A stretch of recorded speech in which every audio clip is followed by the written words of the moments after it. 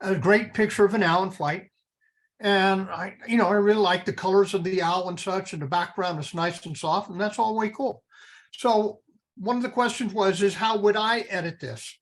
And so one of the first things that I did was go over to the Lightroom, and I went to the masking tool, and I selected sky.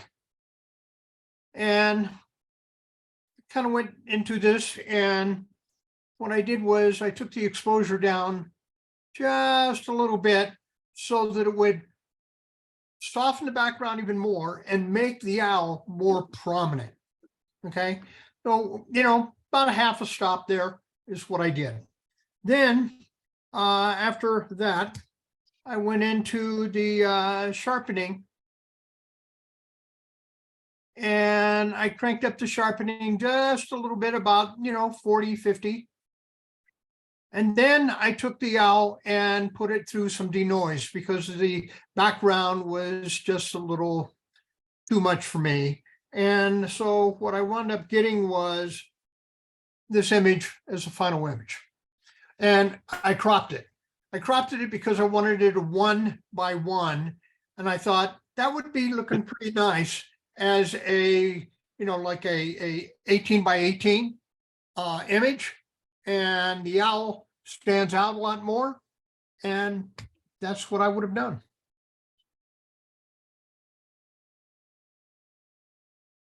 Any questions?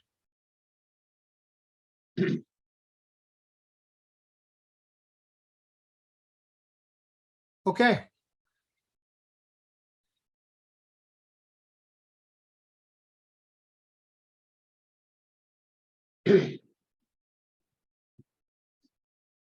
Hello? Well, are you going to stop screen? Okay, I'll stop your screen share. There we go. Okay. All righty. No questions. Carl, would you like to take one of your images that you were given? Okay, let's see if I can get it up. I had the same image that Dave just did, so I will go to another one here. The only difference was that the one I got was the owl was a lot farther away. So I cropped it down to where you did and did pretty much the same stuff on it. So let's go with share screen here.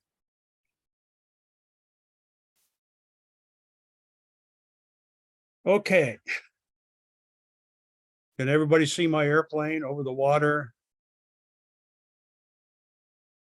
Yes, I can see it, Carl. Okay, good. All right.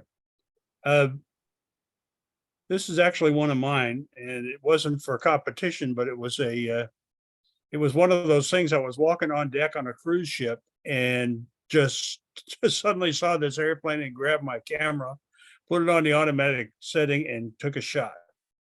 I thought, I wonder maybe I could sell this to the guy who operates the airplanes. He'd like to have a nice photo of it.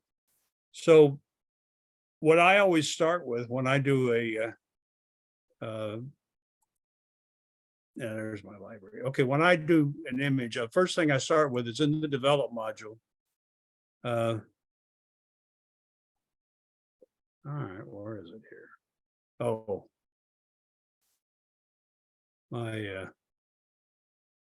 my photo, or I'm covering up my okay. Can everybody see I'm going to my crop tool? This is in Lightroom Classic. I'm going to go to this crop tool. I don't need much of this stuff here. And I don't need much of this stuff on the ground or in the water, except I need some water to make it look like it's flying over the water. We don't need stuff from where the airplane has been. So we need to have some space over here where the airplane is going. That's one of the composition rules that I learned from the Redlands Camera Club. If you have an object that's moving, a person walking or running, or a horse running, or a car driving, whatever, leave space in front of it so that it looks like it has a place to go. So to accept the crop, there used to be a button that said accept. Now there's not. So you just click on the crop icon and it commits it. you can also click on or hit enter to do the same thing. Well, the next thing I wanted to do with this picture was get the pier out of the way. That just doesn't belong there. It's way too much. So I started with the masking tool. Excuse me, I'm going to start with the healing tool. And you see, I got three choices here for healing. I've got the content aware fill tool, I've got the healing tool, and I've got the clone tool. So I think content aware is probably going to work the best. I make the circle just a little bit bigger than my target here. And I can adjust that up here with the size slider to make the circle bigger or smaller. Or you can also use the bracket keys on your keyboard to change the size of the circle. This is the size of your brush that you're using. So I just covered that over the whole thing. And we'll see how I did. Looks like I might have missed some of it. Now it says analyzing, so we got to wait and wait and wait. And there it's pretty well gone, but it looks like it missed some of it. So if you'll notice up here in the panel where I've got the sliders, there's a refresh button. And what that does is it tries again and uses a different target. So here we're analyzing it. Didn't get it. So I can go back over it with my brush here. That was one of them where I slipped off the edge there. So there, that's gone. And I can get rid of the one over here. That's gone. So now my water looks pretty good down there. I'm going to go back out of this tool. And one of the things, the water was kind of a gray day that day, as it is generally in Ketchikan, Alaska. So I thought I kind of like the water to be a little bluer. So I just went to the temperature slider and slid it just very slightly to the left.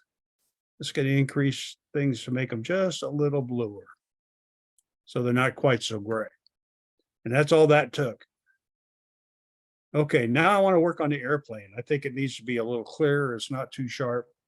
So now I'm going to go to my masking tool, and you see it brings up a window here. So it gives me immediately a chance to do the select subject, select sky, or select background. So I'm going to select the subject. So I just click on select subject. And it's thinking about it, and here it opened up a window for me where I can work on it. So notice down here in the lower right-hand corner, there's a red box.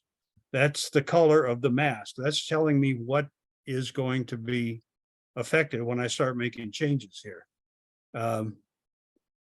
So right now that's red, but I need to add something because you'll notice that the tail did not get included. So if I start making changes to the airplane, that won't include the tail, the very tip of it up there. So at the bottom of this box, there's an add and the subtract box. I'm going to click the add box. That's going to give me a choice of tools. So I'll pick the brush tool, and I've got it down fairly small here. So notice how that turns red when I fill it in. Now that's part of what is now going to be what's going to be changed when I start working on it. But if you look over there on the left, when I selected the subject, it also selected those boats, and I don't want those. I'm not going to change those. They're in the background, so I don't want to sharpen them up. So I click on the subtract button, and then I hit, come over here. My brush can be a little bit bigger while I'm working on this.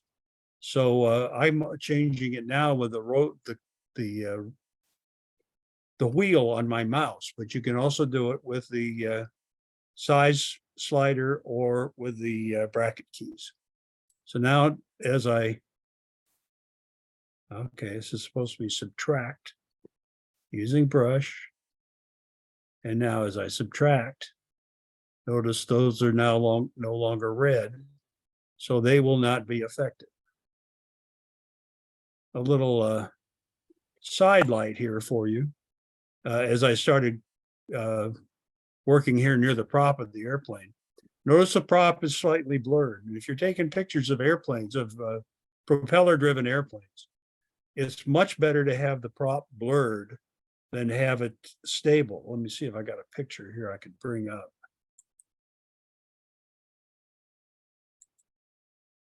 There it is.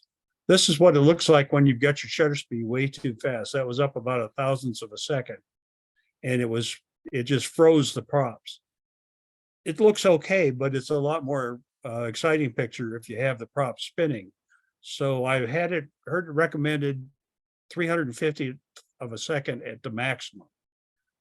So if you can get down below 350th of a second when you take the picture, the props will be nicely blurred. Fortunately, this one here that I was working on was taken at a 350th, so I've got a pretty good blur. If I should have gone slower than that, but the circumstances did not allow me to make many choices here.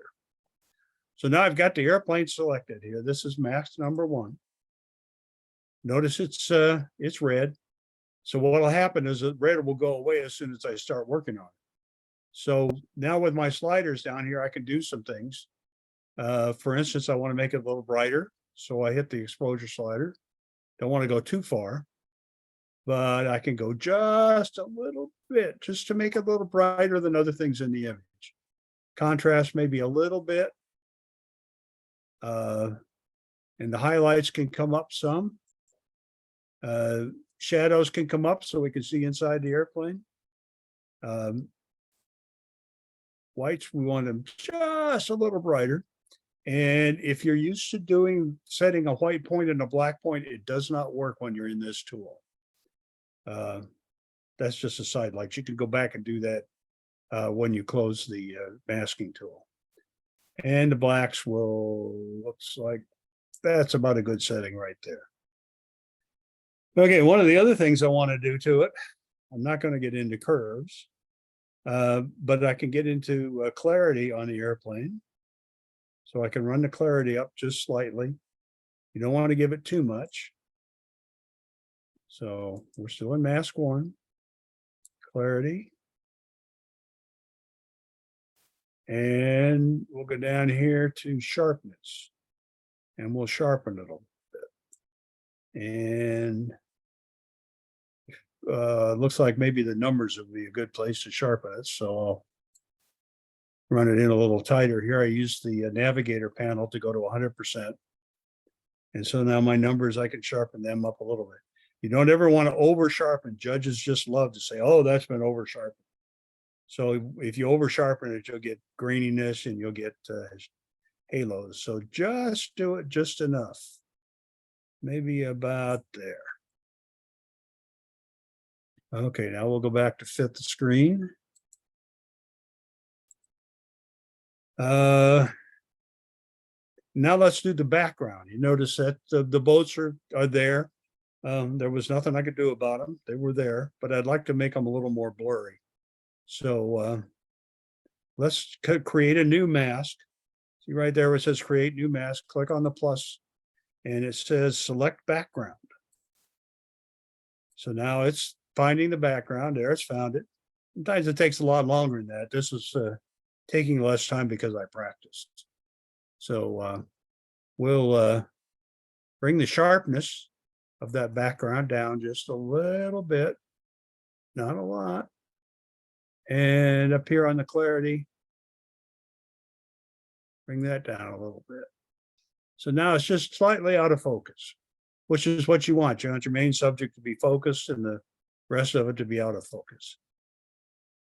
So that's my airplane, my float plane in Ketchikan, Alaska, ready to sell to the guy, which I never did, but I had fun doing it. Back to you, Russ. Stop the share screen. There you go. All righty. Bruce, you're up next. Okay. Can someone ask a question to Bruce? Go ahead, Mina. Yeah. So I'm not familiar real well with Lightroom. Can you do everything that you just described in Photoshop And if not, why is it that you prefer Lightroom? I like Lightroom for a couple reasons. One is that it has uh, the facility that you've got all of your images accessible to you while you're working. In Photoshop, you got to bring them in one at a time. In Lightroom, they're all there so you can see them and you can just select them and start working on them. And Lightroom has become so capable of doing much of that stuff that I was just doing in Lightroom Classic. Now, not Lightroom Classic is those things were Photoshop only a year ago. So it's gotten really, really good. Now, if you go into Photoshop and you have a raw image, the first place it'll take you is to a thing that looks just like a Lightroom Classic. And so you can make all those same adjustments I just made in Lightroom Classic. You can do that in Photoshop in the camera raw section of it. That's why I prefer Lightroom. So there are other programs too, but I've been working with Lightroom since I've been in the club, and I just kind of like it. So one of the biggest benefits of Lightroom is it's non-destructive. So all the things that you do there, if you need to, you can back them out. They haven't actually destroyed or changed anything. Where a lot of things what you're doing within Photoshop is a destructive process. When you make the change is there, unless you back them out one at a time. So are you saying that in Lightroom, if, for instance, the airplane that he would just adjusted, so the final version of that, he can export, and yet when he goes back to that very same file, he can go back to the original photo? Correct. Yeah. Because what actually happens is the original is not touched at all. Associated with the file is another kind of file. I think it's called a cart. I don't know what it's called. Anyway, it basically is all the instructions of what was done. So it can regenerate it, but you can go ahead and get rid of the things that you've done. So again, it's non-destructive. it's in the Lightroom catalog. If I could put my screen back up, I'd like to show one other thing I forgot to do here. Okay. That in the develop module, one of the options you get after we come out of our masking tool here, down here at the bottom, you see these little RA, YY, soft proofing and all that stuff. The YY thing here is a before and after. So when I click on it, I see what I started with, and that's still there. I haven't killed anything, and this is what I finished with. So you can actually work on the finished product side while looking at the before. It's a very handy feature. Thank you. You got it again, Bruce. Okay. All right, now I'm just going to go and I'm just talking about Lightroom itself. Okay. Or excuse me, Photoshop itself. One of the neat features that they brought in that you've seen used is this little tool right here, which is, let's see, what do they call it? The remove tool. Okay. Now, if the newest version you have doesn't have it, what you need to do is go up to Edit, Toolbar, and you can scroll down until you can see it, and then you can just bring it over to the toolbar on the left. So you have extra tools over here on the right, and you have the tools that are showing up on your toolbar on the left. I've already gone ahead and moved it over here. And the first thing I'm going to, because of the destructive process within Photoshop, the first thing I do is I immediately make another layer. And you can either simply by dragging the background down to the plus sign down here, or you can do a Control-J, which will automatically make a copy of whatever layer happens to be selected. Now I'm going to go ahead and use this remove tool here because there's a couple things that I don't particularly like about this picture. Mind you, the whole picture itself is gorgeous. As a bird photographer, I think, wow, okay, where was this shot? I want to go find it. Okay, the first thing I want to do on this is I want to get rid of, say, this tail or whatever it is that's hanging out here. So I'm just going to go ahead and I'm going to very carefully just run it over and then let it go. And again, notice I'm on the background copy. Now also going to go up here and I'm going to change the size of this tool to fairly small because, well, that's a little bit too small. I'm going to get rid of this twig that's coming down in front of the bird.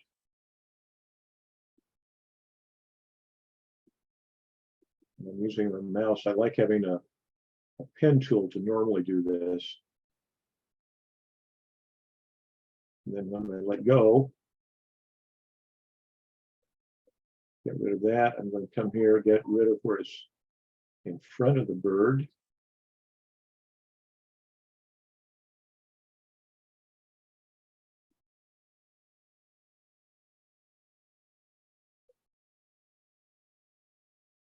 And the reason I'm doing this, this twig just happens to be super sharp, and it's kind of distracting and getting away, draws your eye away from the bird itself. So that's what I'm trying to do here, just get rid of that. And this is an absolutely super tool to have. This is one of the new things that they've added. And as you saw, they have the similar type of tool in Lightroom. Get rid of that one spot.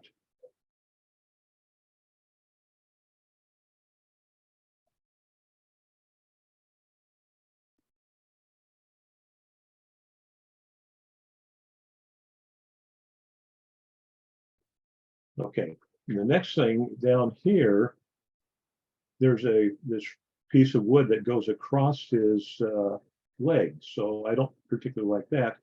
And so I'm going to zoom in and I'm just going to go ahead and get rid of that. Okay, where did it go? Let's try that again. Okay. And I'll come over on this side.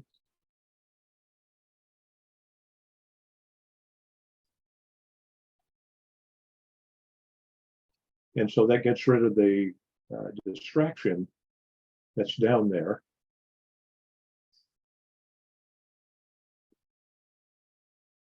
Next thing I want to do is I want to take a good hard look at this guy, and he's very decently sharp, but I want to sharpen him just a little bit. So I'm going to go ahead and this time I'm going to, again, on the background copy, I'm going to do that Control J. I can find the right computer to do it on. And I made a background here. And one of the things I like doing to sharpen is I go up here to filter other and use something called a high pass, which goes out and it looks at the system that we have. And typically you do not want to go higher than 3, but I like on this particular one, I'm only doing it with 1.5 pixels. And I'm going to click on OK. And that looks real exciting, right? Well, you just have to come up here to that layer and change it from normal to overlay.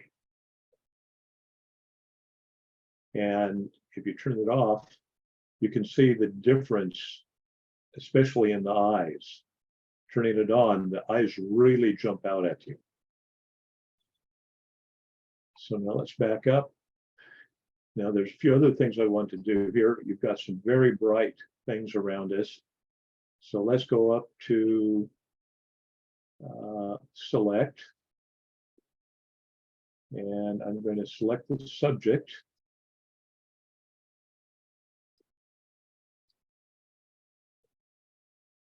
And I'm going to deselect the subject because guess what? I'm on the wrong layer.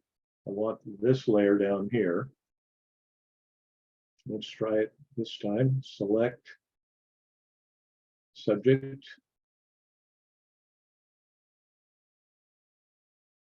And so it's done a pretty good job of selecting it. If you're missing something, like here we've got the squirrel or whatever he's eating, you can go ahead and grab one of your selection tools and make sure it's on the option up here that will build to the selection rather than start a new one. And I'm just going to quickly come around here and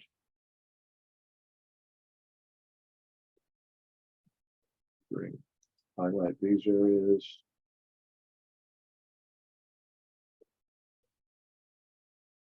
Okay. But I just got the bird selected. What I wanted to do actually is work on the background. So I'm going to go up to select again, and I'm going to inverse. So now what I'm looking at is the background. And I'm going to come over here to adjustments. And I'm just going to do, let's do, say brightness and contrast. And I'm going to take the brightness down a bit of the background behind us. So now the bird's going to stand out even more.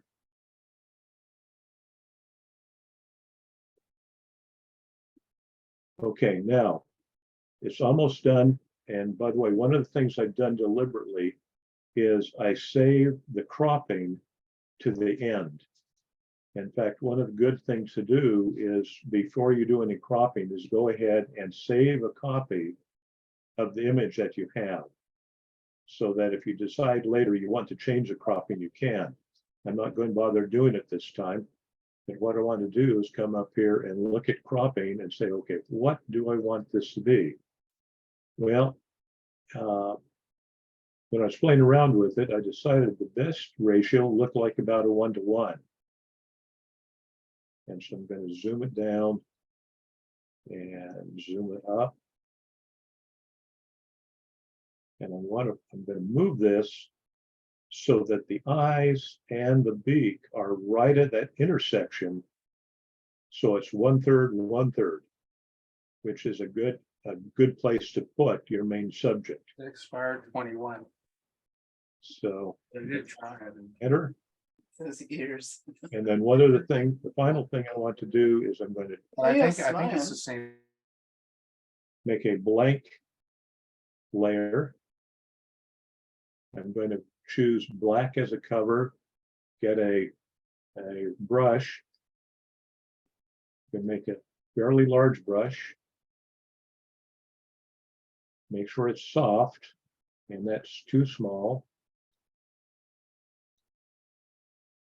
That's what I'm going to do, and I'm going to make the flow on this thing very low. In this case, it's down to 27%. And I'm just going to very carefully go around. Basically, it's giving kind of a vignette effect. And the reason I put on a separate layer, I can then change the opacity of it so that if you want the vignette to be there, but not really screaming out that, hey, I'm a vignette around it. So this is the way that I would have worked on the image. Great image. Love those eyes.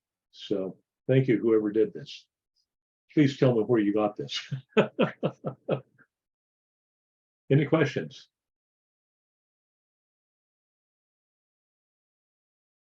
Okay, I'll stop the share.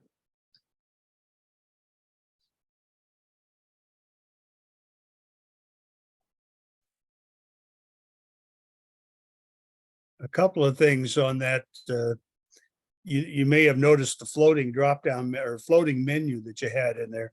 There are several things you could do from that floating menu, including inverting your selection and reversing your selection. So That's true. That's a new feature that's shows up. Old dogs are, these are new tricks to old dogs, okay? But yes, it is very handy. By the way, that thing floats around. So if you don't like it where it is, you can grab hold of the bar. Let me share again. Where's share?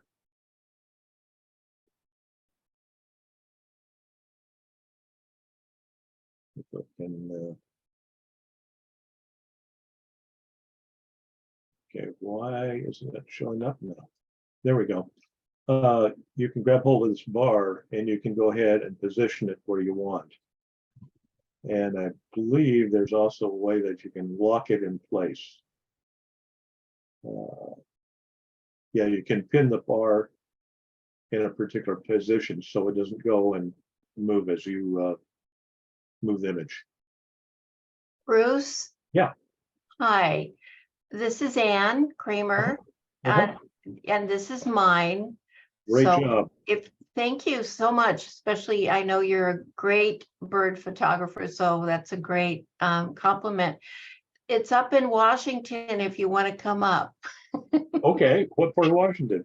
Oh, this is a regular visitor at a place called Samish Flats.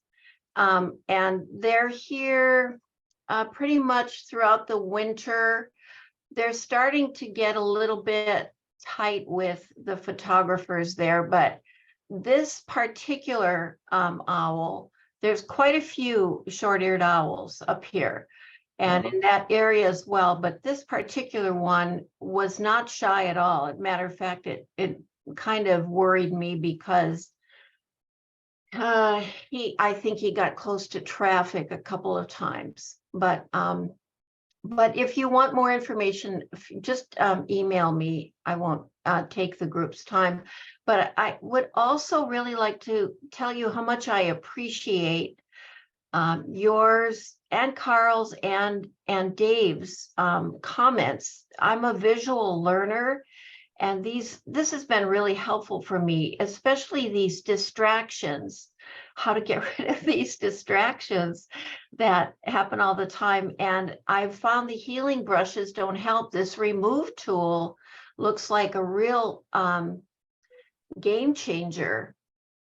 Yes, it is. Now, one thing I could have done on this is gone through, again, selecting the background and then did a slight Gaussian blur on it. But Yeah. thought it needed the sharp detail in the front.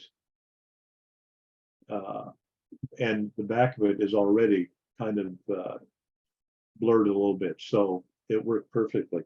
Now, what you say was what flat? Samish Flats, just email me and I'll send you the information. It's Okay. Because it's, I can direct you to where it is, and it's very common, and there's some controversy about it now going on because how photographers get around wildlife, and they've apparently created some problems up here, but it's in Washington. It's Cedro Woolley. It's a little north of where I live. Okay. And the other, So. yeah, the other interesting thing is what Carl said about how different you have different ways of doing this. So like your method to do the vignette, I go into Color FX Pro, I think, and I can lighten the center and pick the point and also do the vignette, and I really like what it does. But this is a whole nother way of doing that I don't have access to, and I don't know how to do it in Photoshop. So I found it really helpful, and I'll have to review this. So thank you. Okay. And also, I left a compliment to Carl. I thought, Carl, you were so clear.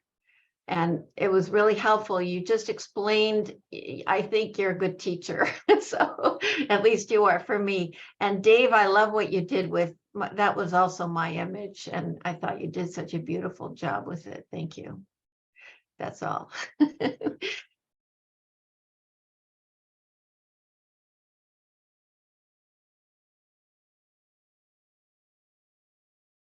Hey, I'd like to ask a question. Can you guys hear me? Yes, None of you use the dehaze tool, which I'm somewhat addicted to, although I believe that it can be easily abused. Could you guys comment on that? which tool? The dehaze tool, the haze tool, the hazing slider. Uh, Jim, I did use it when I was practicing and it didn't seem to have, well, I was using it mostly on the airplane. Yeah. Of course, I didn't want to use it on the background because I wanted it to be fuzzy. So I used it on the airplane and it had a slight effect, but not very much. I could bring it up and demo it, but it's a sort of a tool that it just gives you a little more contrast. And I thought it really didn't help much on my image. Let me go back and share the screen for just a second here. Let me bring it back up again.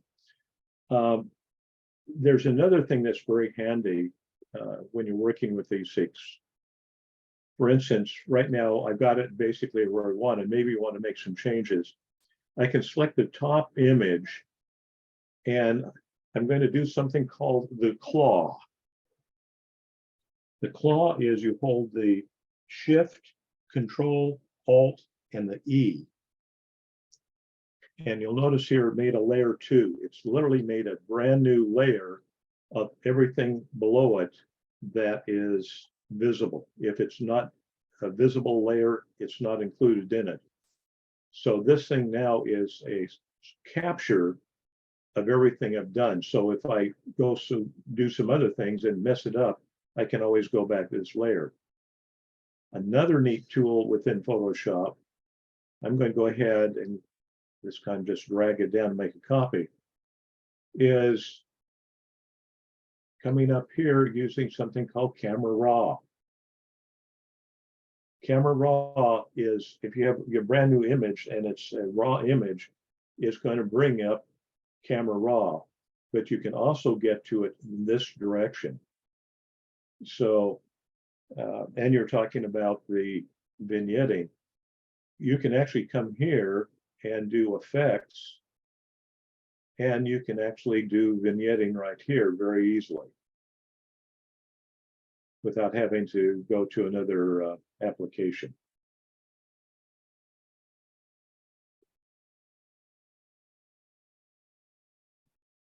And it also, you got all those other things, you know, the, let's go back here again.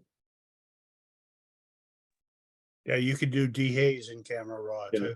You can dehaze, all these tools that are here. You can do curves, you can do detail, you can do color mixing, optics. And again, these are all the things you can also do when you're first importing the image in. But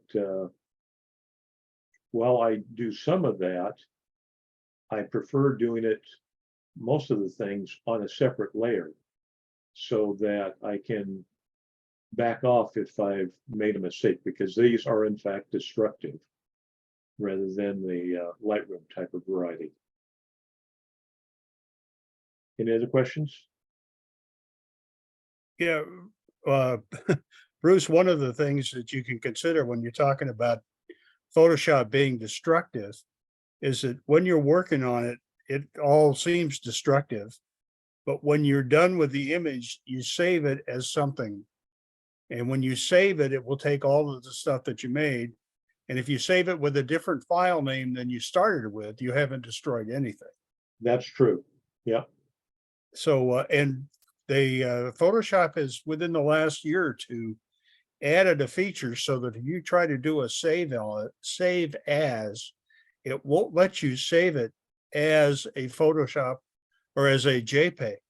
If you want to save it as a Photoshop document, you can do that because that will allow you to come back in and make Photoshop adjustments. But if you want to save it as a JPEG, you have to go out. Let's see, how did you have to do that with? Well, actually, there's a way around that. And that is you come up to edit, go down to preferences. And I believe it's under file handling. Will come up.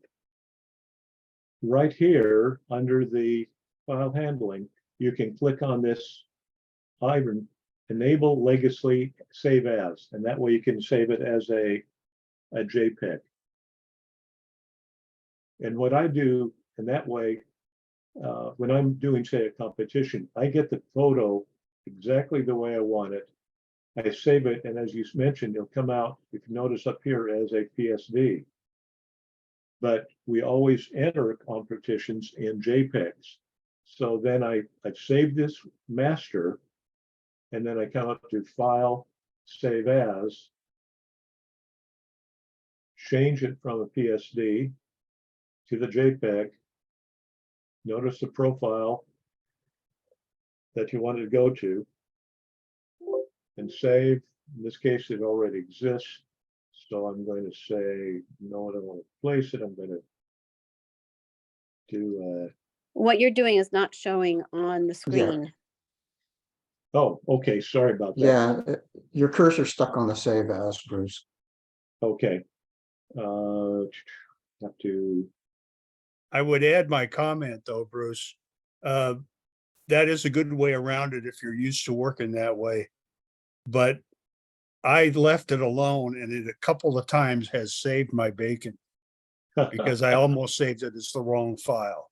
yeah, So it reminded me, oh, if you want to make a JPEG out of this thing, this is how you're going to have to do it. yeah. So I think it was a good thing to save it like the system wanted me to. So I always save to Lightroom. I just save it. It goes back to Lightroom. And so I still have the raw, and then I have the changed version. It gets saved as a TIFF, I believe. It depends what you have a choice to either make it TIFF or you can have it PSD. Again, that's a preference within Lightroom. Okay. So I like using PSD. Why? TIFFs sometimes tend to be a little bit bigger. PSD is an Adobe format. So I figure I'm going to use the one that Adobe designed specifically for themselves. TIFFs has one advantage because you'll be able to look at them a little bit easier. Depends upon the way your screen is set up, because sometimes the PSD files aren't visible in a normal browser. Oh, So.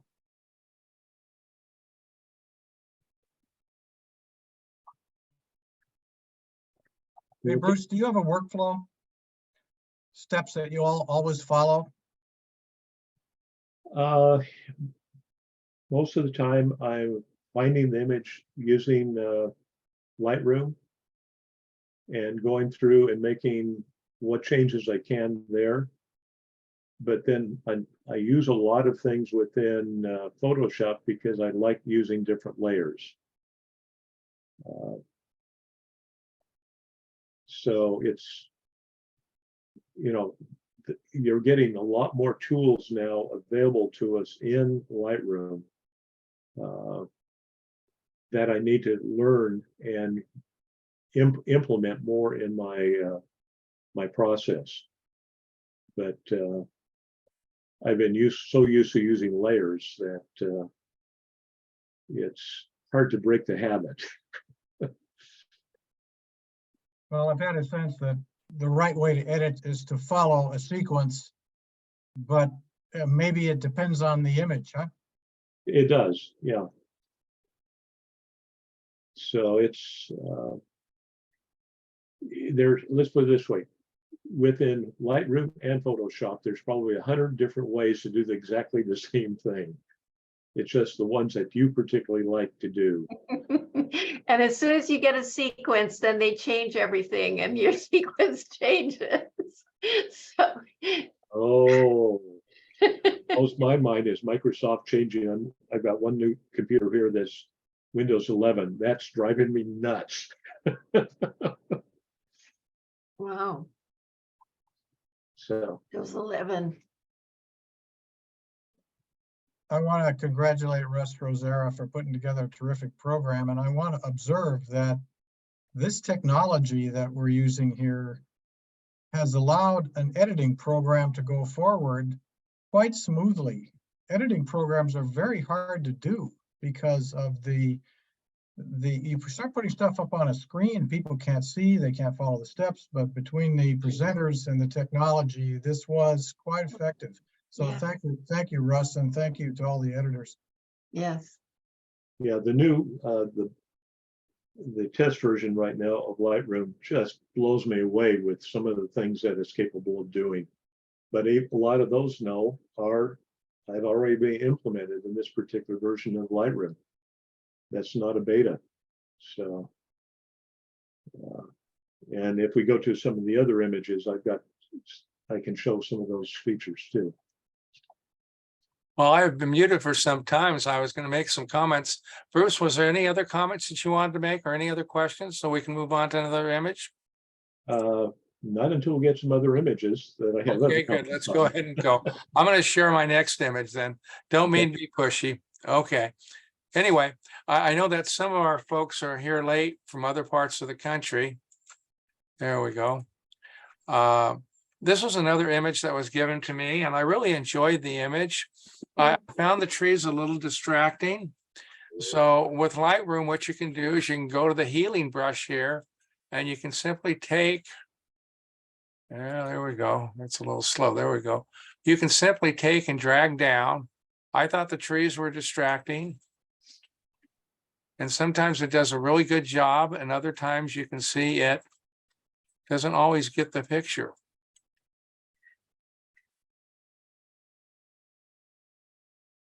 And I did it rather large because I'm just trying to do it quickly.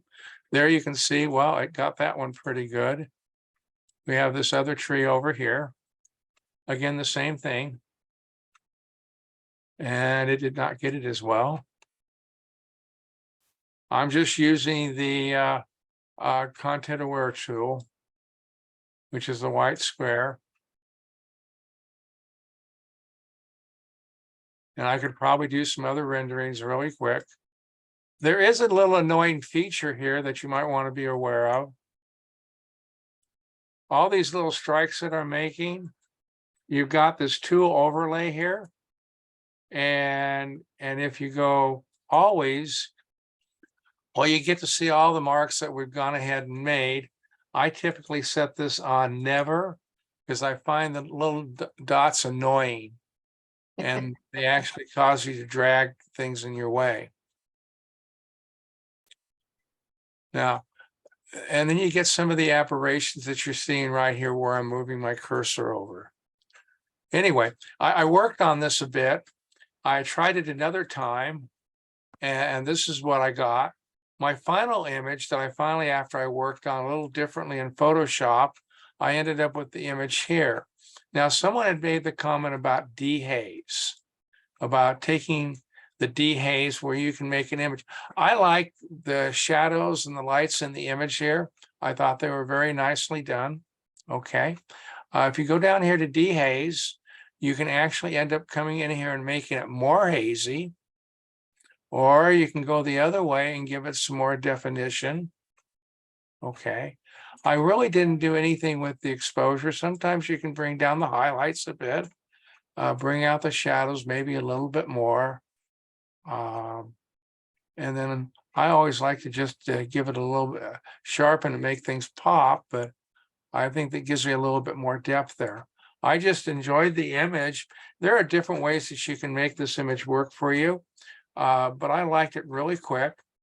And there was another image I just want to go to really quickly. That's this one here. This image was given.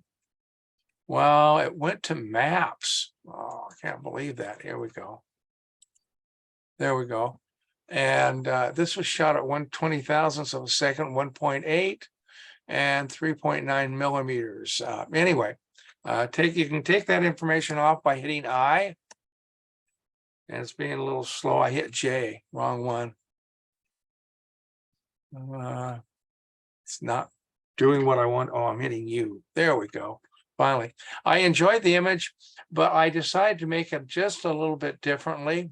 I took the image and through Photoshop, I made several layers and I moved the bee down here and then did some healing right up here in the top of the rose.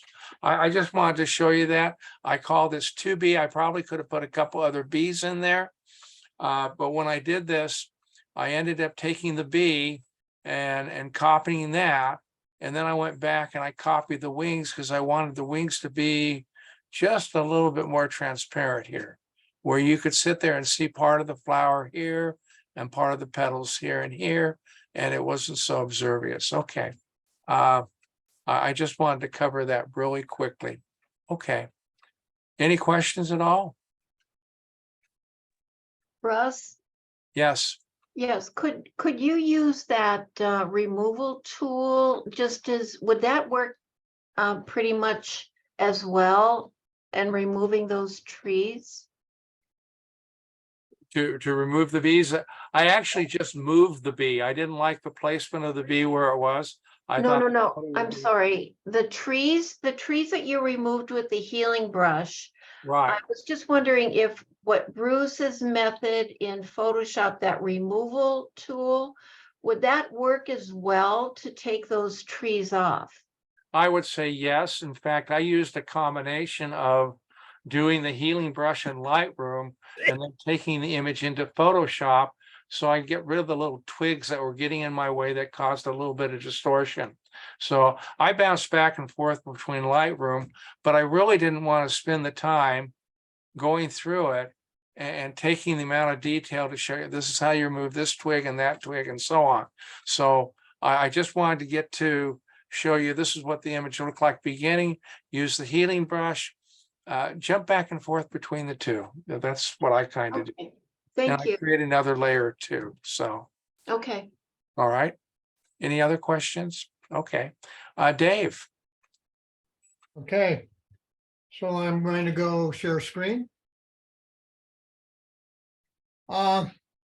This is the second image that I got. And one of the things is that you can see over on my left-hand side, this is the history. And you can see that I cropped, and then I did temperature, contrast, highlights, add background, and then updated the exposure. So let's say this is my image and for whatever reason, I don't like it. It just didn't, when I did all this time and put all this effort into it, I just didn't like it. So I could actually kind of go back to this first image, the original, and kind of go and start all over again if I want. Now, if I decided that I wanted to start at highlights, you can see that it's already been cropped and I already changed the temperature and the contrast, and I can work from this way up. So looking at the original image, so what I see is a great environmental shot, but it's a little bird or a big bird, owl, in a large environment. And so the first thing I wanted to do is crop it. And I came up with a 2x3 crop size. And the owl is off to the right, giving it plenty of room to fly to the left. But I thought it was important to have as much of this foreground here as possible to give it an environmental place. Yes, we've got the little gopher or whatever this is that he's got in his talons, which is cool. But again, if I cropped it to where it was just the bird, it wouldn't give any place as to where the bird is at, just a bird. The next thing I did is I tweaked the temperature. So I made it a little warmer instead of as cold, or actually as cool as it was. I tweaked it a little warmer, as you can see by 6 points here. Okay, then I went and added some contrast. And just to make the bird pop a little bit more and the background, then I took some of the highlights, dropped that, upped that up a little bit. Then I went over to my mask and I went to background. And in the background, as you can see here, I'm going to go with the mask. There is the mask of the whole background. And what I did was I changed the background and darkened it a little bit so that the bird would stand out a little bit more. Finally, all this grain in the picture was a little bit of distracting. So what I wound up doing is taking it through denoise. And because this was a JPEG, it would not do that in Lightroom. So I used my AI denoise, and here's the final picture. Made it a little bit clearer, took out a lot of the noise. It gave myself a nice foreground showing an environmental perspective. The background is nice and soft, and the bird is nice and sharp with the tail of the little critter, the legs, and the head right there. And I thought, wow, this is cool. Good job. But that's what I did. I wanted to make it, instead of an 8x10, I wanted to have it a different perspective. Any questions?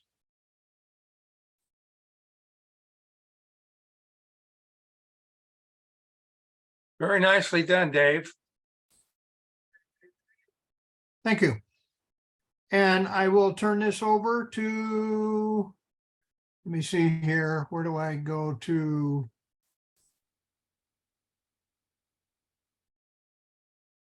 I can't seem to find. There we go. Found it Thank for you. you, Thank Dave. you. There you go, Carl.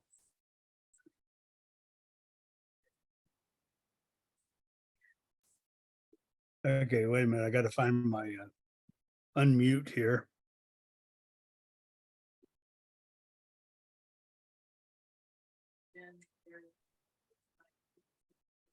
Okay, I will share a screen here. And we'll try something besides an airplane. How about a self-portrait? Okay. By the way, if you notice, I have the before and after pictures, which are the same here because I hit the reset button to go back to the beginning. You get out of that by selecting the loop view on the below them, and you get the whole thing. Again, I'm going to work more in Lightroom Classic, which is what I like. There were some interesting challenges in this picture. For one thing, there's a lot of distractions in the background, and also they were throwing the food down to this gorilla from up above, and he was catching it like a center fielder. I mean, he was doing a great job of catching it. But when he did it, it kicked up a lot of dust and debris. So you could see several things around the edge that are that way. So let's see where I would have started. Of course, I always start with cropping. So we'll move the crop down just a little bit on him there. And I don't need all of this stuff here. I want to take his fur away. And I don't need this. Now, I'm not going for a particular size, 8x10 or whatever. In competition, we don't usually really care. We just want it to look good. So notice my position of my my crash points on the rule of thirds is right near his eyes. I can't get him down any lower to get that right on his eyes, but it draws, your eye is going to go that direction. So you'll be either drawn to his nose or his eyes. To commit to the crop, it used to be you had something to click on to say accept. Now you just click on the crop tool again and it commits it. Now this being Photoshop or excuse me, Lightroom, we're not committed to that crop. We can come back and change it later if we want to. So next thing I'm going to do is let's do the auto color or the auto tone. Just click on the auto button and you see it did a little bit, just darken it up. You can see where the sliders went. The exposure went down just slightly. Contrast went up just slightly. Highlights came down. So this is what the computer thought it liked.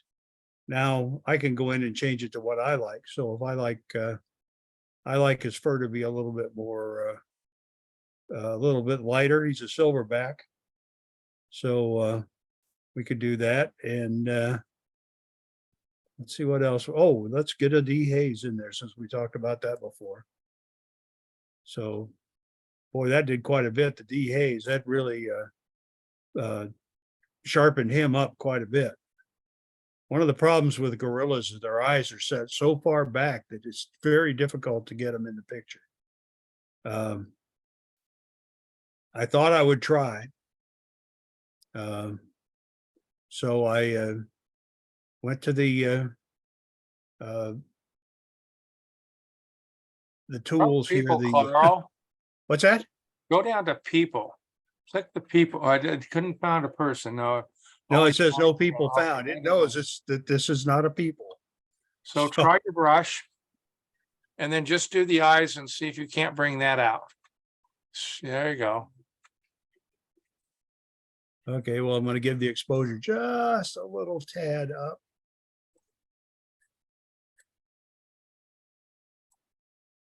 See, it brings them out, but it looks very unnatural. Yeah, it I doesn't can look bring right. them, You're I'll right. bring it back down a little bit. One thing you might want to do there is put just a very small catch light in both of the eyes. Yes. And I could do that. Been trying to find, I used to have a brush that would do that. I think it was called Star 17 or something like that. But this one here, well, I'm not that pleased with that one. So let's try something else here that we were going to do. Get rid of some of this debris. We'll go to our healing tool here, and we'll go to content aware removal. And like we were saying before, this is pretty much the same thing that's in Photoshop. It's a little bit big, but I just rushed over it. See, it's gone. That one's gone. That one's gone.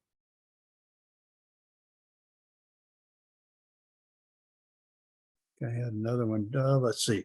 If you really want to see where they all are, all of the various dirt specks and everything else, down here below the picture, you see visualize spots. If you click on that, oh, look at all those spots. So now I can just go in here with my healing brush and get rid of those. Takes them all out. Take that one out. That's a handy little thing. So that's kind of useful. And then also we had this like a branch or something over here. I want to get rid of that. So I'll take him out too while I'm at it. Okay. Out of the, see the branches almost gone. And then over on this side, this is kind of hard to get rid of because it's got so much fur in the way. So I edited with that. So that should take some of that out. Now this is all content aware I'm doing here. Carl, So you do have a clone brush over there. If you sit there and clone the area from up above, you could bring that. you're green. reading my mind, Russ. Okay, I'm sorry, I'm getting ahead. I apologize. Okay. Okay, what I was going to do was I was going to take the clone tool here and we'll get something from up here. Now in this tool to use it, you have to press Control and outline a little area where you want it to come from. Oh, that wasn't it. It's Alt. It's Alt, huh? Yes, I think so, Okay. Carl. Control That's the Z. way it is in Photoshop. Okay, we'll try Alt drag. Nope. No, just go out, click on it, go out and click, left click, and then Nope, just I've got, make it that's down control. below. Never mind. Control Z again. All right. But if I use the clone tool, it should, I should be able to get that, some of that stuff out of there and make it look like it's leaves.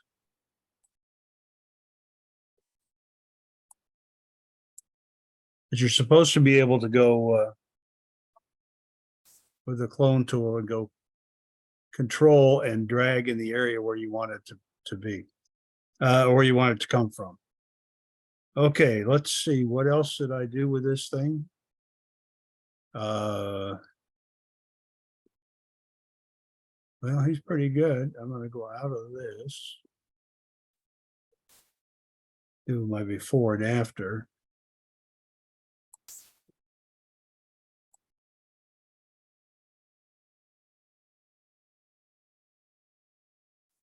See, he's quite a bit, okay, here's one of the things I wanted to do with it is I need to do the background. So we'll go back here. Oh, wait a minute, you can't do that with, you can't do the before and after and the that tool at the same time. So we'll go back here. So now I want to add a mask. So it says create new mask. And then it gives me a list of things I can do here. So I'm going to select a background. So the background's a little bit bright here. So it's selecting it and it's got it. So now we're going to bring the exposure down on the background. A little bit, not that much. Just a little bit. And we might want to put a little blur on it. I could do this in Photoshop too, and it would be a little bit more effective. So, and notice we've got all our little icons that light up here telling me that this is an area that we can go back and work on some more. So like Russ, I'll usually take this and put it to never until I need it. So let's bring the clarity down a little bit on that background. And I think that's clarity is good enough, and sharpness will come down a little bit too.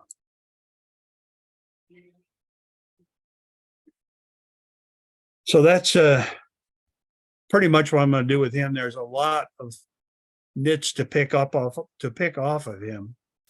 But that's this is one of the ways I could do it.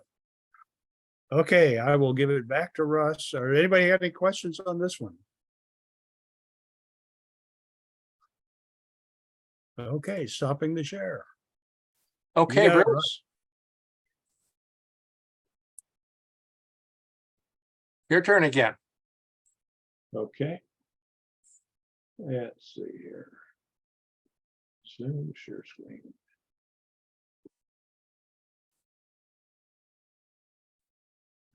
Okay. There we go.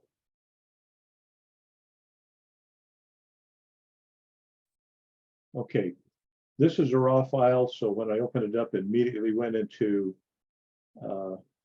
Camera Raw. I'm just going to go ahead and I'm not going to make any changes here. I could, but I'm just going to go ahead into Lightroom or in Photoshop. Bruce, I don't think it went to the right screen. Okay, let's.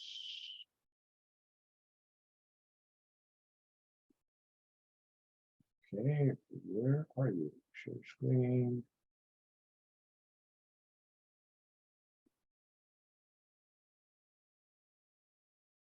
Okay.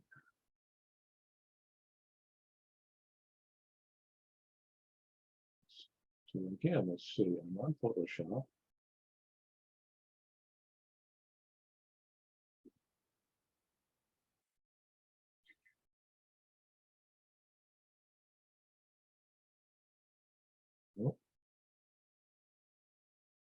Well, let's find how you do. Let's try this one.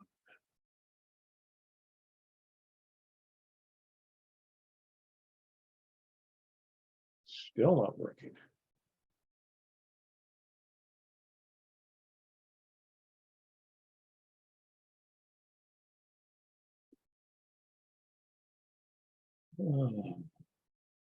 Computers. Let's try that one again.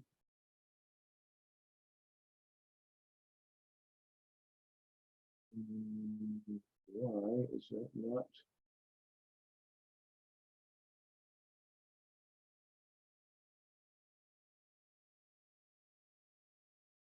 Still not there.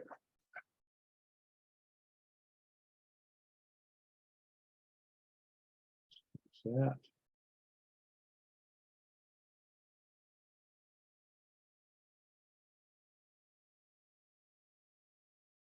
So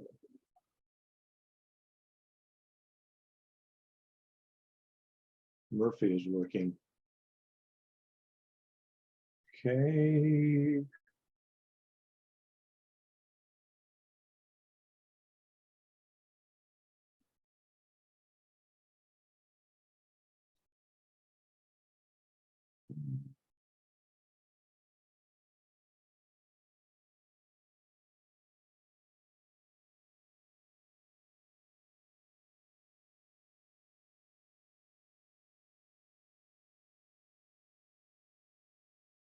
This is weird.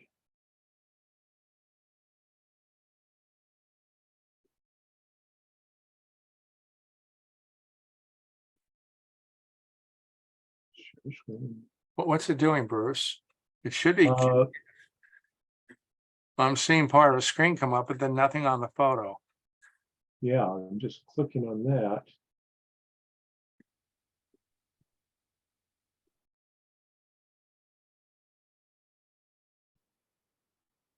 It does not. Let's see if it's looking open here.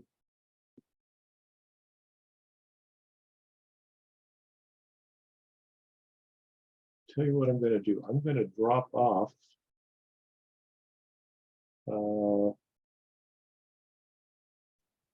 And then come back in.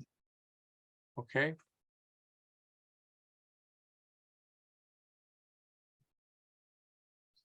Hey, Russ, do you want to go on and move forward I or? will go ahead and move forward. Then I've got one image that I really wanted to cover. It's one of my own, but I thought it was very interesting. So let me go ahead and share the screen.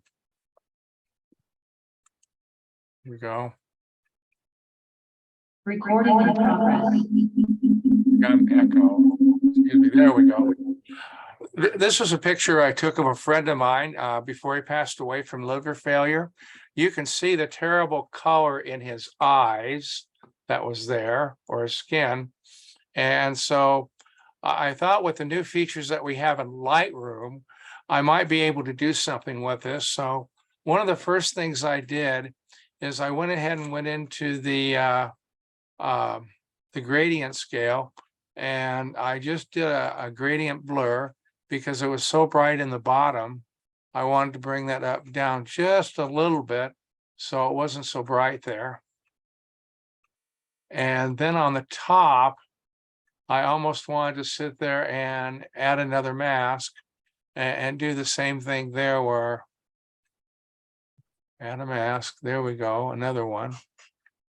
And bring it down and lighten up the top is what I wanted to go ahead and do.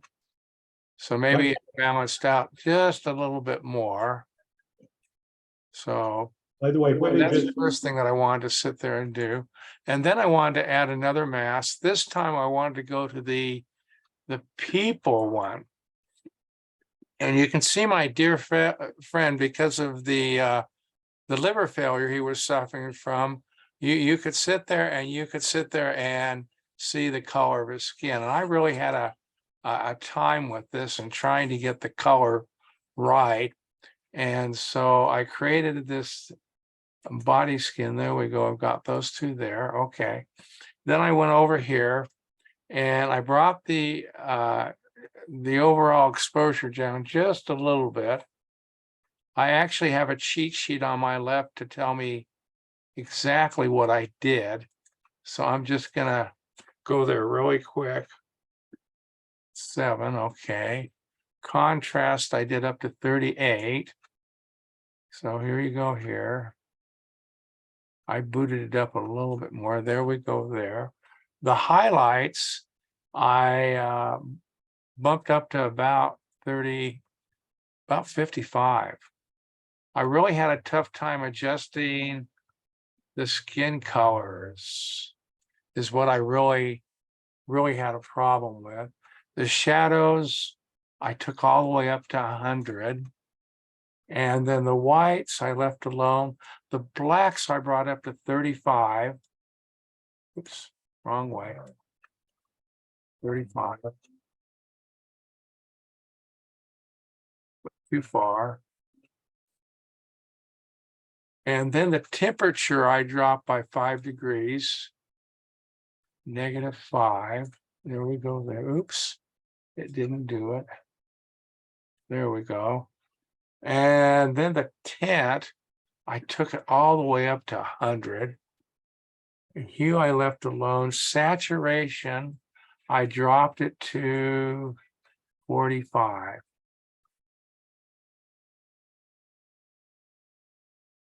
There we go. And that kind of got me to where I wanted to be with the thing.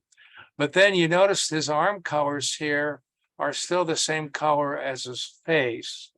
And so what I did is I went to add more and I used the brush. And I wanted to zoom in here. I've got the brush here, but it's, hang on, bear with me. Here we go. And we're going to go with the right bracket. I'm going to make the circle smaller. And then I'm just going to kind of go around this area here. And something that I kind of discovered here as I did this, it was really interesting when I sat here and I applied the mask.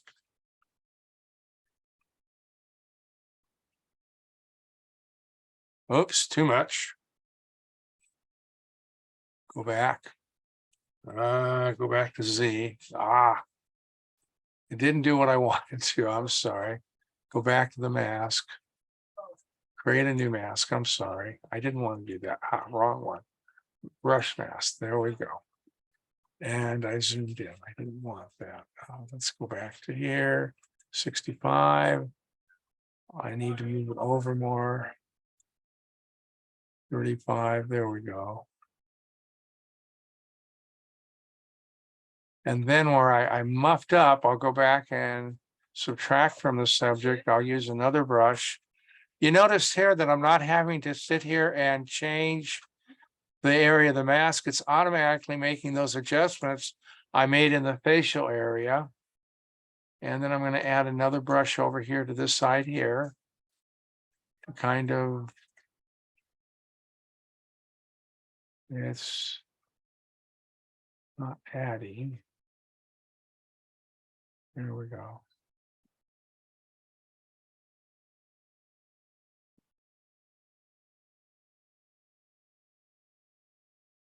And then with the legs too, the same issue there that we have there. I'm doing this kind of fast and dirty now. I apologize. I actually have a finished product, but notice how it's filling in the layer adjustments that I already did. And I'm able to go back over and fit it again. The other issue that I had was down over here. Let me go back again. The only help I want on this one is really, there we go. Just go down here like this, get the foot and the leg. There we go. Okay, so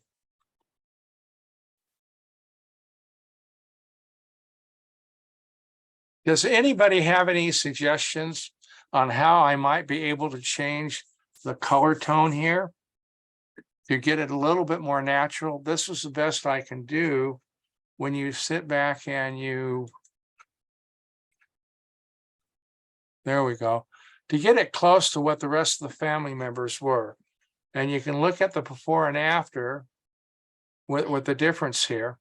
But does anybody have a suggestion on what I might do to adjust the color to make it more natural? Any thoughts? Okay. I was faced with this problem a couple of years ago, and I ended up making all of the pictures of our of the victim black and white. Well, here you go here. That was one of my thoughts that I had too. The other thing I was going to do in the image, I found the chair next to him kind of distracting. I really hated cutting off her leg, but there's no way I can get rid of that in the chair, but I thought I'd focus in more closely here. And there you go there. Okay, crop tool. There we go, Carl. And then like you said, go ahead and go back to my profile here. Here we go. We can go black and white. And that's a little bit better. So, okay. I just wanted to show you those are things that you can do, that you can pick faces out, arms, other things, and change the color. You can do different things with them. So, that was my my friend, and I thought it was neat that I could go in and change the facial colors there. So, okay. Bruce, did you Let's get try it again. Should see everything now. See if we can get. There we go. Well, there went something. You've got your desktop on it. Yep.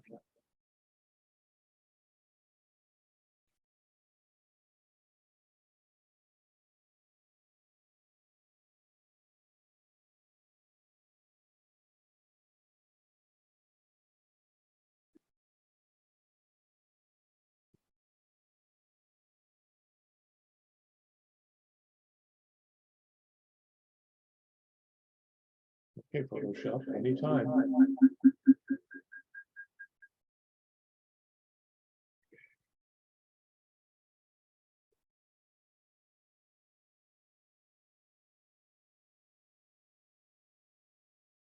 We're running a short on time right now.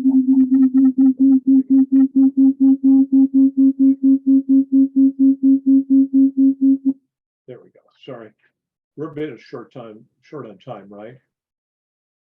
Bruce, what you've been sharing with us this evening has been very beneficial.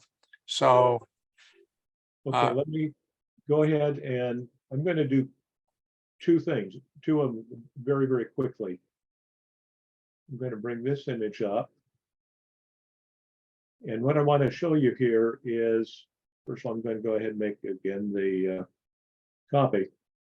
But Photoshop has some very interesting things here under filter. If you go, there's things up here called neural filters. That some of them are beta, some of them are ready to go. If you see this little icon here that looks like a little tree, that means you have to download it. I've already done the smart portrait, and I'm going to click on it. So it's highlighted him, and I'm just going to show you a couple little neat things here.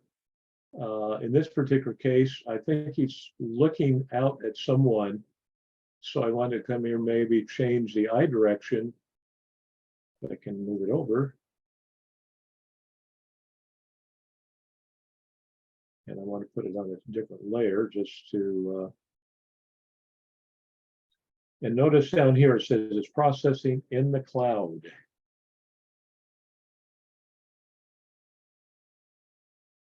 Okay, can you see where his eyes have changed now? oh, wow. And you can do all sorts of interesting things here. Maybe change it, make it a little bit happier.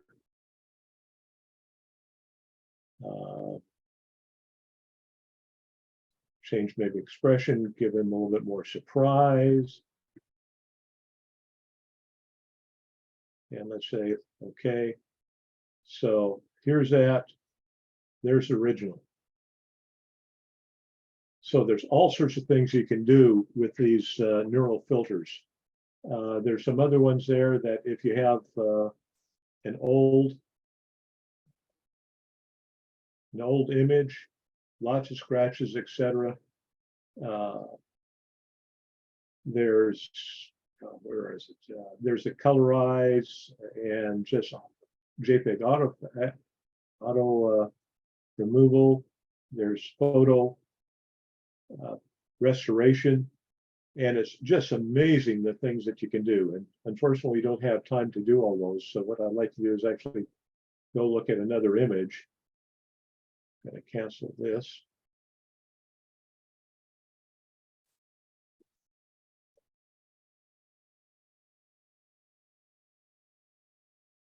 And let me go to this one.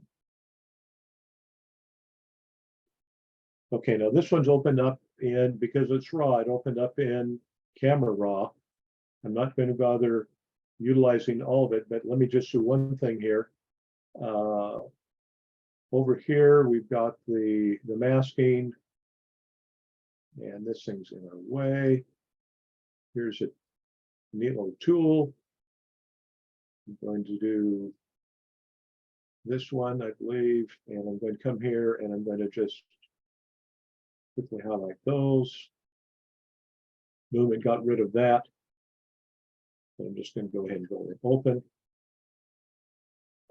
There's a couple things. Again, first thing, always make a backup of your background.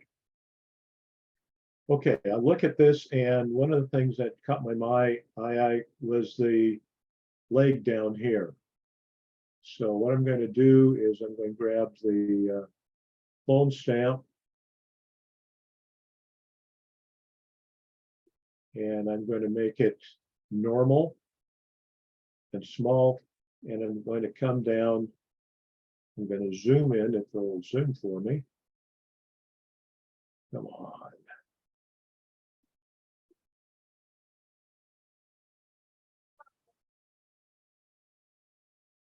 And before I do anything, I'm going to say, okay, I only want to muck about in here.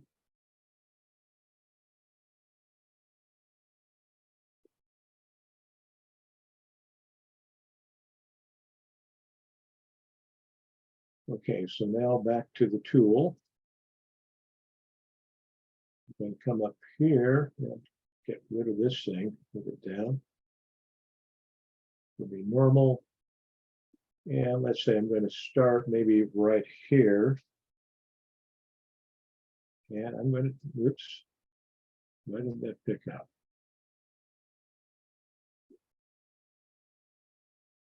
Alt. There we go.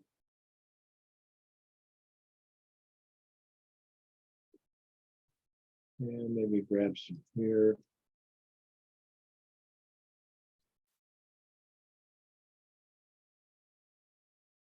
And then release that. I'm just doing a real quick drop here. The main thing is, though, is I didn't want that little piece of skin down there because it's rather distracting rather. This area up here around his face is also distracting.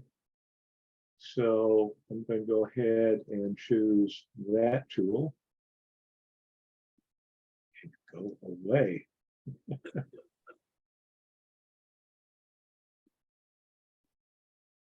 And again, it's not exactly what I want, so I'm going to zoom in here.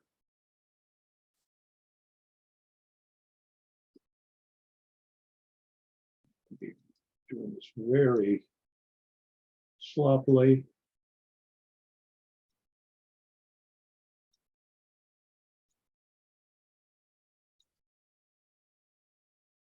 And again, I'm going to grab this tool. And what I want to do is basically fill in, oops, too close to the edge there. Definitely the wrong place there. Start down here.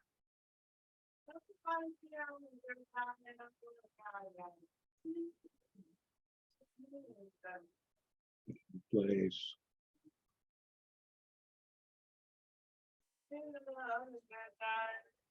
And if I was doing this more carefully, I would go ahead and make the flow considerably less so that that particular area would not show up as brightly. But what I can do here, if I want to, I can come to adjustments, brightness, and it's only going to be affecting that area. So I'm going to bring the brightness up a little bit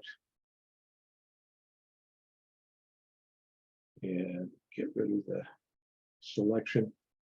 Now, in this particular case, there's some issues around here. But one thing I like to do, and this happens also with haloing, we use a clone stamp tool, and I'm going to come up and I'm going to change it from normal to darken. And what I'm going to do here is I'm get Alt, and I'm going to go in this direction. Whoops, might help if I get down on the picture itself. And if you'll notice, since this is lighter than here, it's not going to darken the skin any. Same thing on this side. Whoops, going the wrong way. Control Z, Alt. You can get rid of a lot of the distraction. Now, he's still a little bit darker than I'd like it to be. So let's come up here to select, to subject.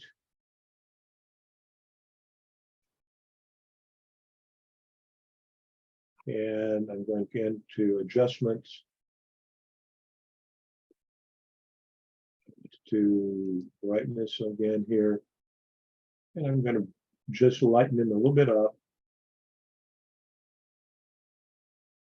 And if I was going to take a lot of time, I'd go ahead and take care of all these other bright light areas over here to make them disappear, and then I'd do something with darken the sky.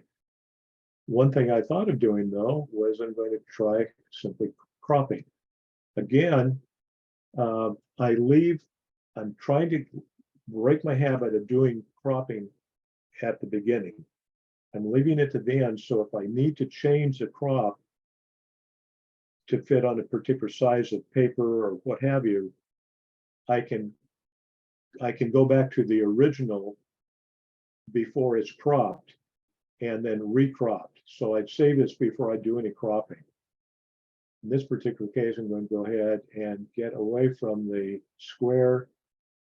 I'm going to clear that. Move that in. Move this, say, over here. Bring that down a little bit. And I'm trying to put him and his eyes in the tri-corner area there. And other than touching up with the various bright spots, that's the way I would do the editing on this one.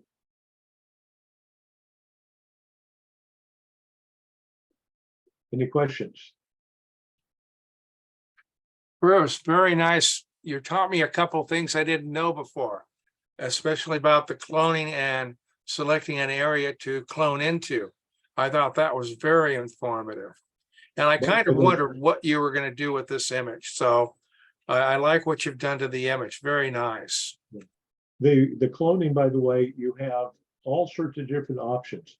You have the normal, which is going to take the picture the way it's, copying it exactly across. Mind you, can say how much of it you do. You can also do just the darkness, or you can do lightness. And again, if the area that's going into is lighter than what you're copying, it doesn't go into it. So it's between darkness and lightness, you can blade back and forth, and you can get rid of those blasted halos that appear sometimes. I have a question for all of the editors tonight. Who among you uses a pen and tablet? What? A pen and tablet? A I Wacom tablet. Yeah, I do. I do. Yeah, Wacom tablet.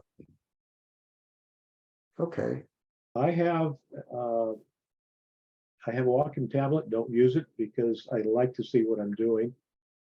But I have a device, and also I just came up with a pen sensitive laptop that allows me to go ahead and use pen tools. And I really like that, especially when you're having to do a lot of little point cleanups. And if I can show one other trick here very quickly, let me go back to share the screen again. Let's see, which one? Let's do it. That did not, oh, it did, okay. One of the things that's very handy sometimes when you're working on an image is you zoom in and you're working on it very tightly, but you don't know how it's really going to look on the whole image. So what you can do for that, you can come here to Window, Arrange. You can make a second window of that particular object. In this case, this one's here. Go back to Window, Arrange, and in this particular case, I'm going to say 2 up vertical. So one, I can be zoomed in. Say, let me get rid of this right now. Then I can come in here and zoom, zoom, zoom. And on this one, it should not be zooming like that. Let's see, is it Control or Shift? Alt. Okay, it's interesting. It's not doing exactly the way it should, but anyway, you can have 2 of the same images there. So as you work on one, it'll be reflected on the other one.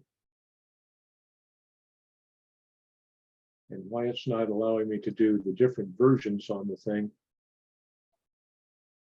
I do not know. Hey, Bruce, I have a question for you. Yeah. I noticed your toolbar is on the right side rather than on the left. How did you Right. get that over there?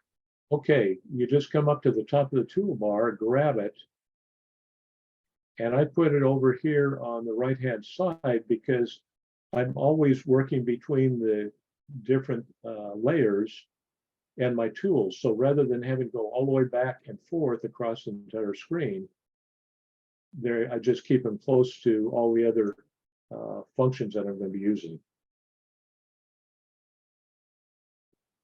Thank you, Bruce. I also found there were a couple other very interesting photos that were there. And I wanted to, Bruce, were you going to show something else? No, go ahead. Okay. Unless you want me to show you one of the other ones. Well, what I was wanting to do is let me bring up something to figure out who I gave what to. Okay.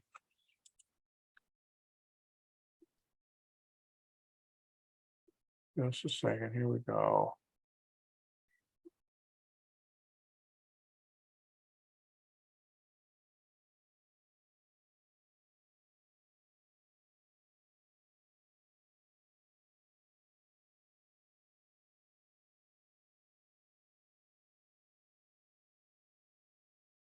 Dave, I thought you had some very interesting hummingbirds in one of your pictures.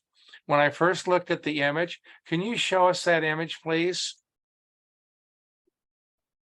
Yeah, no problem. I thought this was a very nice image and a very nice capture that someone had done. So I just looked at this.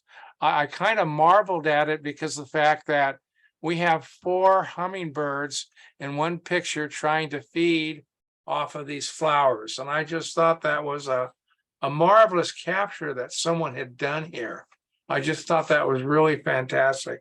I don't remember who the photographer was, but I just wanted to comment on it, that I thought it was really, really spectacular that they caught all these little birds right there.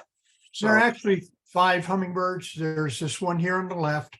There's one here in the middle right, and the 2 on the bottom. and there's a fifth one up above here that I cropped out. And the reason why I cropped it out is because it was out of focus and it was distracting. And I understand that, you know, you want numbers in odd numbers like 1, 3, 5, etc. But it was so out of focus and it was distracting that I just cropped it out. I just thought this was an amazing photograph. When I first looked at it, all I saw was the flowers. And then as I zoomed in, I saw these marvelous hummingbirds that were in the picture. I just wanted to compliment the person who had taken this picture. I thought it was marvelous, and I thought I'd like to share that with all of you. So It was a really cool picture. It was a challenge for me. The background was so bright that I wanted to tone it down because it was so distracting. And so I again went to my masking tool, background, toned it down, and then brought out the hummingbirds a little sharper and a little bit, you know, brighter so that they would be actually seen in the image. And you know, since I'm up and it's getting late for me, this other image here, one of the things, this is the, let me think here. If I go to this one and go Y, couple of things that I did is this is the original on the left, and this is what I did afterwards. The sky was too dark for me, and you know, it was a dark image. So what I wanted to do is, first of all, open it up and add some light to it, add some contrast, and then I decided, possibly wrongfully, at least for me, in part of an ethical issue is that I took out the palm tree, the people, and the people throughout this image. And as you can see, they're gone. No, I didn't do a good job right there, but at least you got the idea. I use content aware, and there's this here little dust bunny, and I took that one out. And for the most part, I wanted to notice that the log is going to be lighter in color because it's being bleached out and such. And, you know, I thought that was okay, even though it might be a little strong. But I wanted to highlight the clouds and make this more of a angelic scene. And again, I took out all the people and that little palm tree in the middle there. So that's what I have to share. Anybody have any and then I put it through dehaze, or I mean denoise. Dave, could you show the before and after of the hummingbirds? I didn't see the after. Let me see here if I go to this one, before and after. Okay, thank you. I see. Yeah, those white things are. The hummingbird, like this one here, it's really the one on the left. It's really dark. Same thing with the one on the very right. Yeah. Here, and I lit them up a little bit more. Okay. Yeah, the branch. If I took some time, I like the before of the branch, but when I did it in Lightroom, it lightened it up more. Maybe a little bit too much, but okay, at least the person who did this image has got an idea of what I did. Again, this is the imported one right here. As you can see, there's this one hummingbird right there that's out of focus, and this led off to an edge that I didn't much care. That's why I went to this part of it and took out that hummingbird, and this branch coming in at a diagonal was good enough for me, especially when you had the two hummingbirds down here at the bottom. It's amazing that this person got all 4 of those in focus. That's spectacular.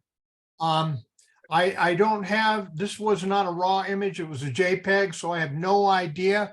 But if I look at the wings of a couple of them, there is movement on the left one. This one here on the right tack sharp, okay?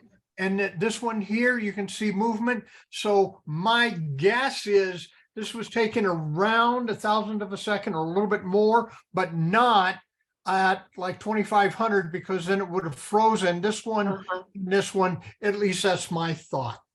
So, Thank but you. you know, hummingbirds, it's kind of like helicopters and airplanes. If you take it at a fast enough shutter speed and they freeze the propellers, it's just a bird, I mean, a airplane just hanging in the sky.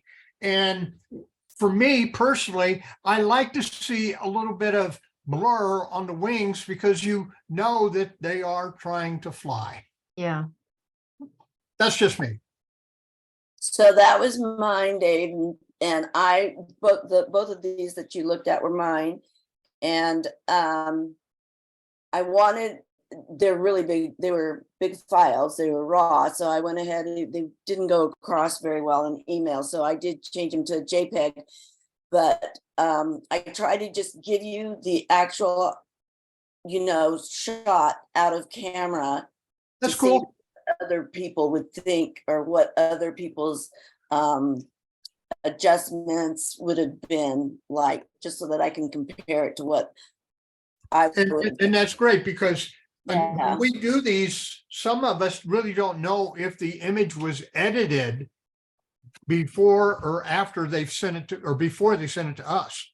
So we don't know, if you, like you send it just as is, great. That gives us something to work with. In the sky. On the other. And it's a Stephanie, great were you- image. Stephanie, I really love the hummingbirds. They're just, they really pop. The first time I ever photographed them. I've never photographed them before. So Were you able to get those blown out areas erased when you edited it?